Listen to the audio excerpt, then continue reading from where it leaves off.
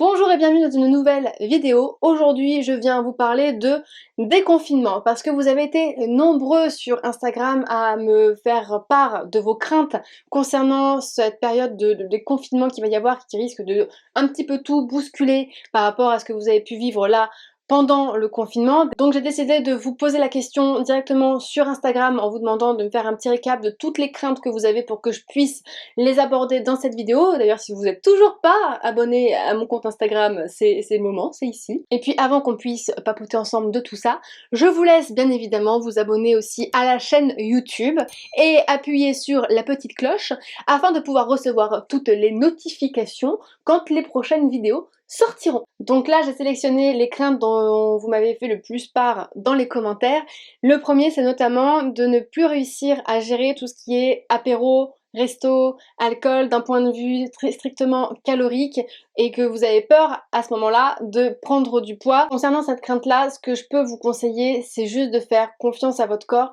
et de continuer à rester dans une optique de l'écouter. Ce n'est pas parce que vous allez manger des apéros, des restos ou boire de l'alcool que votre corps va tout d'un coup s'emballer. Peut-être qu'au départ, vous risquez d'avoir un rassasiement qui arrive un petit peu plus tard que d'habitude parce que tout simplement là il est en phase de compensation parce qu'il a accès à des choses dont il n'avait plus forcément accès auparavant, que ce soit d'un point de vue convivialité ou d'un point de vue alimentation, parce que quand on prend l'apéro ou quand on va au resto, on mange des choses qu'on ne fait pas forcément à la maison. Donc continuez encore à vous écouter, continuez à vous poser la question à savoir si vous avez encore envie de manger cet aliment-là, si vous avez encore envie de manger tout court. Si la réponse est non pour l'aliment, changez de plat, changez d'aliment. Si la réponse est non au fait de manger tout court, arrêtez de manger. Même s'il reste dans l'assiette. Je sais qu'on est dans une société où on diabolise un peu le fait de laisser dans l'assiette, mais honnêtement, si vous n'avez plus faim, ne vous forcez pas. L'autre crainte que vous avez, c'est de ne pas réussir à retrouver un rythme en reprenant le travail. Donc je suppose que c'est un rythme plutôt alimentaire au niveau des sensations de faim, ce genre de choses.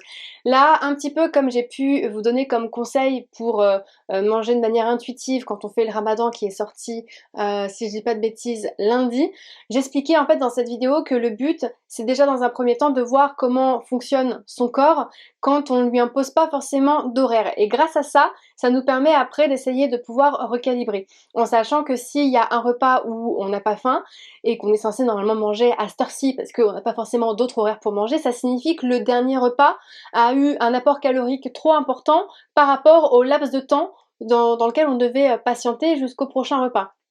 Ça signifie qu'il faut soit diminuer l'apport calorique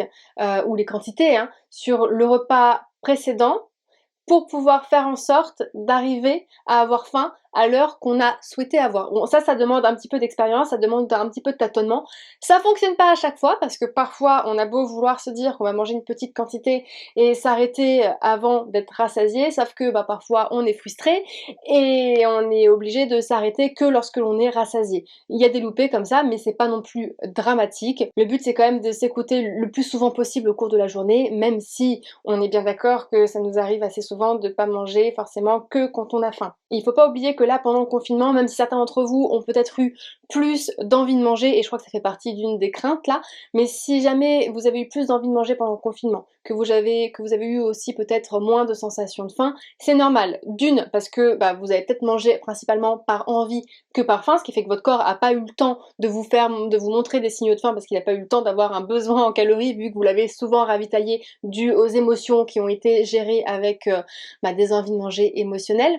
soit parce que de toute façon pendant le confinement on a été un peu moins actif et donc de ce fait on a eu besoin aussi de moins d'apport calorique vu qu'on se dépense aussi beaucoup moins, ce qui fait que quand on va reprendre un rythme normal avec le travail, les déplacements, toute la vie de famille à gérer, le quotidien qui reprend normalement son cours en fait, le corps va se dépenser un petit peu plus et de ce fait va avoir aussi besoin d'un petit peu plus d'apport calorique que ce qu'il a eu là pendant le confinement. Donc il y a de fortes chances que la sensation de faim soit un petit peu plus présente que la sensation que vous avez pu avoir pendant le confinement. Et si déjà de base, avant le confinement, vous aviez du mal à trouver un rythme pour avoir cette sensation de faim lors des repas, je vous ai donné la petite astuce tout à l'heure qui demande voilà, un petit peu de temps, de patience et de tâtonnement. L'autre crainte que vous avez, c'est de s'oublier au profit des autres. Donc moi, le conseil que je pourrais vous donner pour éviter que ça se produise, c'est juste de vous rappeler de cette crainte-là et d'essayer de commencer à réfléchir dès aujourd'hui à toutes les situations qui pourraient se produire dans laquelle vous allez vous oublier au profit des autres pour pouvoir être en capacité au moment voulu de pouvoir modifier un peu les choses. Un peu comme une sorte de visualisation, de visualiser la situation, de visualiser ce que vous allez répondre, de visualiser ce que vous allez faire et de visualiser que tout se passe pour le meilleur des mondes, même si des fois ce sera peut-être pas forcément le cas, mais d'essayer de visualiser ce que vous pourriez rétorquer aux personnes parce que vous êtes très importante, hein. Il n'y a pas que les autres qui sont importants, vous êtes la priorité pour vous. Si vous n'arrivez pas à penser à vous, vous ne serez pas en pleine capacité pour pouvoir aider les autres et pour pouvoir écouter les autres et pour pouvoir être disponible pour les autres. Il faut d'abord être disponible pour soi parce que vous êtes importante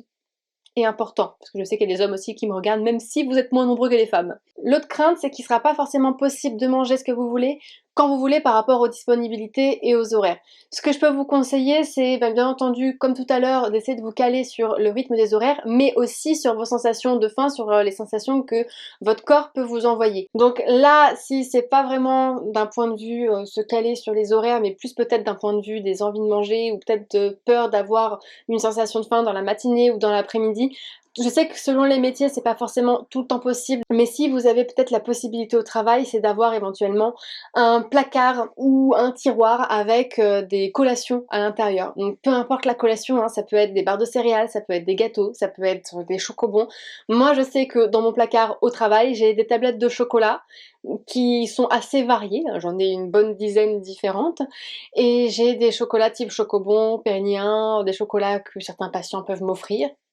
et des petits gâteaux, des barres de céréales, enfin voilà, là la réserve est en train de diminuer au fur et à mesure, hein, donc je vais devoir la remplir là quand je vais reprendre le travail en cabinet, mais dans mon placard, j'ai voilà, le placard de secours, le placard à collation, le placard à gourmandise. Mais on n'oublie surtout pas que si vous mangez alors que vous êtes au travail, vous travaillez ou vous mangez, c'est-à-dire que si vous avez envie de manger quelque chose par faim ou par simple envie de manger émotionnelle, vous ne travaillez pas en même temps, vous faites une micro-pause de 5 minutes, comme si vous étiez parti aux toilettes.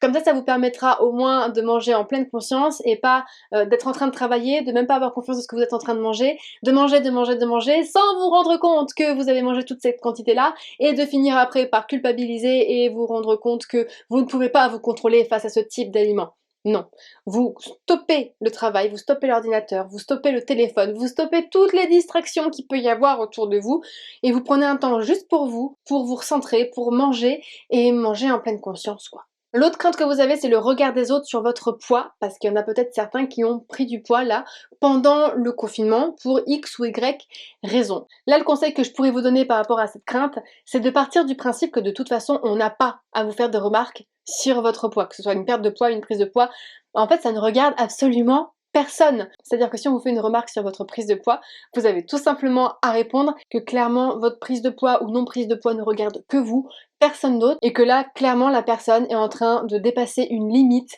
que vous n'autorisez pas à dépasser. Après, vous ne pourrez pas empêcher les personnes d'avoir un regard jugeant envers vous, parce que de toute façon, j'ai l'impression que c'est humain. On a tous tendance à juger, que ce soit pour le poids ou pour d'autres choses. Je suis sûre que vous faites pareil, vous devez détester le jugement, mais je suis sûre que vous êtes le premier sur certains sujets ou certaines situations à être dans un jugement. Je le sais parce que je le fais aussi. Je déteste le jugement. Et des fois, je me rends compte que je suis moi-même en train de juger, pas forcément sur l'alimentation, pas forcément sur le poids, mais sur d'autres choses. Donc quoi qu'il arrive, on ne pourra pas empêcher les gens d'émettre un jugement, même dans leur tête. Le tout, c'est qu'ils le gardent dans leur tête et qu'ils ne nous en fassent pas part parce que clairement, ça ne les regarde pas et qu'on a le droit de ne pas accepter qu'ils dépassent cette limite-là. Parce que si vous continuez à ne rien dire et à acquiescer quand une personne vous fait une remarque ou un jugement concernant votre poids ou votre alimentation, vous l'autorisez à continuer. Ce qui fait que cette personne va aller de plus en plus loin dans cette réflexion. Donc on arrête d'autoriser les gens à dépasser les limites qu'on ne souhaite pas autoriser à dépasser. Je sais que c'est dur, parce que je suis la première à avoir du mal à m'affirmer, mais parfois ça s'avère nécessaire Mais si je peux vous donner conseil, attendez pas le point de non-retour pour pouvoir vous affirmer, parce qu'après la personne en face de vous, elle va pas comprendre pourquoi vous réagissez maintenant, alors que ça fait un moment déjà qu'elle est en train de vous titiller là-dessus. L'autre peur que vous avez, c'est de tomber dans la restriction, justement parce que vous avez peur de reprendre du poids ou de prendre du poids tout court après le confinement, parce que la plupart, vous avez réussi à entamer un travail comportemental là pendant le confinement et à l'écoute de votre corps, et vous avez peut-être parfois perdu éventuellement du poids, que là vous avez peur de reprendre une fois le confinement terminé. Je vous rassure tout de suite, n'ayez pas peur de reprendre du poids. À partir du moment où vous restez dans une démarche où vous souhaitez vous écouter, certes vous allez être confronté à certaines difficultés parce que là vous allez avoir un nouveau rythme à gérer, de nouvelles émotions qui vont se rajouter que vous n'aviez pas vécu là pendant quelques semaines, même s'il y en a eu d'autres qui se sont rajoutées, même s'il y en a eu d'autres qui sont venus remplacer, mais là ça va juste vous demander de réussir à vous adapter à cette nouvelle situation, à ce nouveau contexte, mais il n'y a aucune raison que vous preniez du poids à partir du moment où vous continuez à être dans cette écoute. Et si vous avez peur d'être stressé, pourquoi ne pas vous mettre au yoga, à la méditation, à la relaxation, la sophrologie? Sur YouTube, vous avez énormément de vidéos où il y a des podcasts aussi sur ça, donc n'hésitez vraiment pas à commencer à vous mettre en place peut-être une nouvelle routine qui vous permettra d'être peut-être un petit peu plus apaisé face à cette période de déconfinement qui va avoir lieu. Une des craintes que vous m'avez aussi exposées, c'est d'avoir peur d'avoir de nouveau des compulsions en rentrant du travail. Alors, il y a compulsion et compulsion. La compulsion, je vous mets la vidéo qui en parle ici, c'est vraiment cette sensation de culpabilité qu'il peut y avoir avant la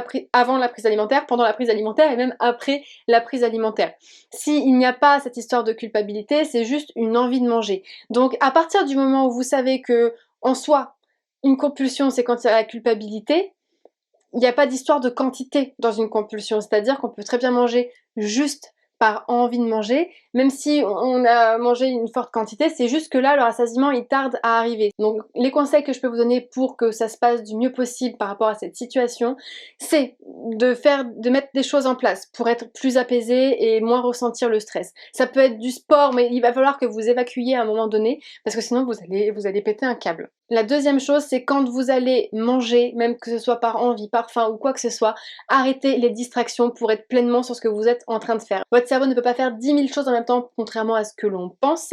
Et puis, l'autre chose, ça va être d'arrêter de vous dire qu'il y a certains aliments qui sont grossissants et d'autres non grossissants, et de partir du principe que là, si vous avez envie de manger par exemple du chocolat, c'est que votre corps a besoin de chocolat, et vous allez manger du chocolat jusqu'à temps que vous vous sentiez rassasié, c'est-à-dire que vous n'ayez plus envie de rien. Peu importe la quantité, si vous continuez à faire ça au fil des jours, vous allez vous rendre compte que votre rassasiement, il va arriver beaucoup plus rapidement qu'au départ quand vous avez commencé à mettre les choses en place. Donc voilà pour les petits conseils de après confinement. Donc si je résume bien, le but c'est de continuer à s'écouter, d'essayer à se recaler sur le nouveau rythme de travail pour avoir ces sensations de faim sur les heures qui nous correspondent et qui nous conviennent d'un point de vue social, mais aussi de faire en sorte que ça corresponde avec les besoins de notre corps là. Si jamais vous débarquez sur cette chaîne et que vous avez besoin d'approfondir un petit peu ce que j'ai dit là dans la vidéo, j'ai fait plein de vidéos là depuis le 1er janvier, donc n'hésitez pas, il y a une flopée déjà d'informations. S'il y a des choses que j'ai peut-être pas encore abordées dans ces vidéos,